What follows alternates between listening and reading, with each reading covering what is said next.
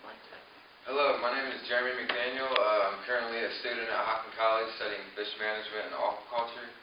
I came today to share an activity with you. Let me start by asking, does anybody know what a compost pile is?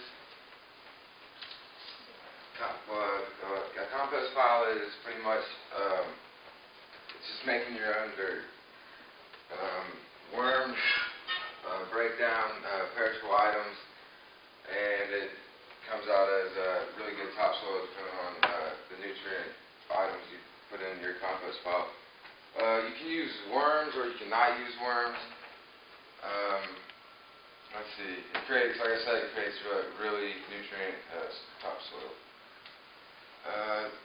The children can learn from this activity by being shown fun ways to recycle, so they'll start to learn how to recycle. They'll learn science standards, how to be environmentally responsible, life science, and just responsibility and respect for nature's course.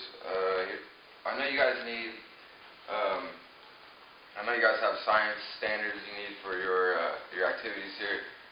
So this will be a really good activity for your kids to enjoy, and it'll make up for the standards or whatever, and it'll also keep them busy throughout the whole year while they're maintaining the compost. Here's pictures of bins, just like the bins you guys have here. Really, the worms will only go about 14 inches down, so these bins are really kind of on your high side, but fill them up about halfway, it should be just perfect. See, there's holes in the top of your bins just for the worms to get their oxygen, And these bins are really convenient because you can stack them, or you can they're movable, and you don't really need bins to make a compost pile. You can just have just a pile in your backyard.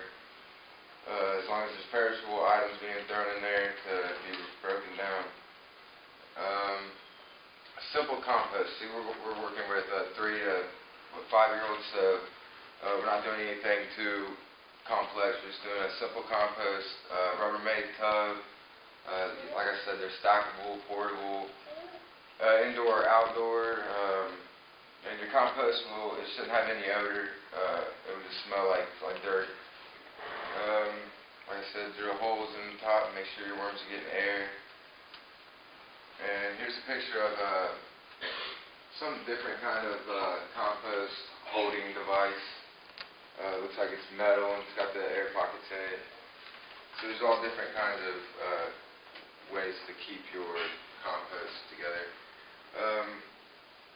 You want to prepare your compost with shredded newspaper, straw, dry grass, wood-shaped sawdust. These are all good ideas for a base to your compost. And the newspaper is what we're going to use today, is what I brought for you guys. That'll provide good fiber for the worms. Red worms are the best to use in your compost pile rather than earthworms. Let's see, the worms help quickly break down material.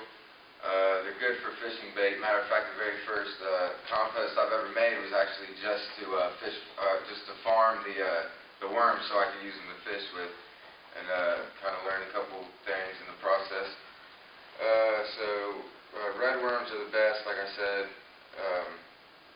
They eat a lot. Do not let the red worms out. Keep them confined. So once you get these red worms so spoiled and used to eating so much, you don't want to just throw them in your garden, because they'll eat like monsters. So maybe throw them in your next door neighbor's garden. Sunlight, warmth is good for your compost, but you don't want direct sunlight because that'll fry your worms up. But see, it is good to keep your compost warm. Let's see, foods the worms eat. Obviously, vegetables and fruits are going to be the best perishable items for your compost. Bread and grains, plants,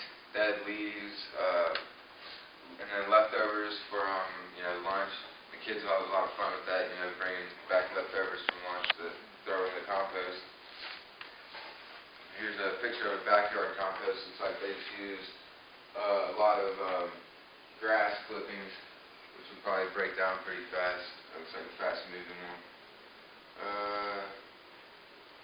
Jobs the kids will have in this activity include watering or keeping your compost moist, and then adding more newspaper weekly, because once you have your good soil, once you've already made some good soil, you need to remove the good soil and put in more perishable items, more newspaper, more fruits and veggies, to keep your compost moving and collecting good topsoil.